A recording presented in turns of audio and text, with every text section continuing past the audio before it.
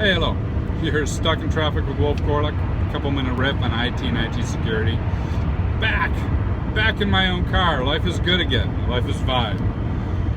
You remember a while ago I was talking about IoT mathematics, right? So you can take a look at the Internet of Things and you can do some mathematics on those companies to say, okay, how much money would they probably be spending on security and how much money or how many people are probably looking at security concerns.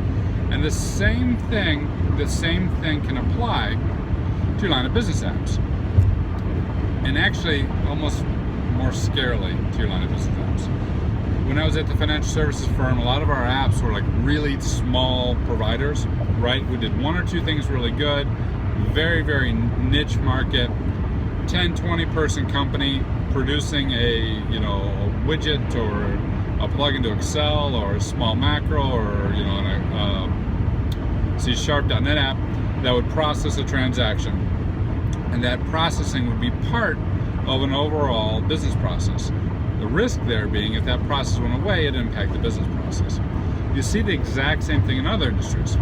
So for example, if you take something like food processing, food manufacturing, chicken feed. Who doesn't like chicken feed, right? Chicken feed are good. If you look at something that processes chicken feed, there actually is a company that writes software just for the tracking of chicken feet as they leave the bird and get packaged and sent on their way. That's all this company does, or all the software does, rather. And so again, you can look at these companies and say, all right, is it a 20-person company? Awesome. How much money are they likely to spend on security? Less than $100,000 a year. How many people are they likely to have dedicated to it? Eighth of an FTE at that size. And you begin to wonder what the level of security is around these applications. Financial services, food processing, what have you. These smaller providers are in the same boat as IoT when it comes to security. And again, we think about code bases. Let's say their application is 10,000 lines, and let's say they've got 0.69 defect density per 1,000 lines of code, which is standard.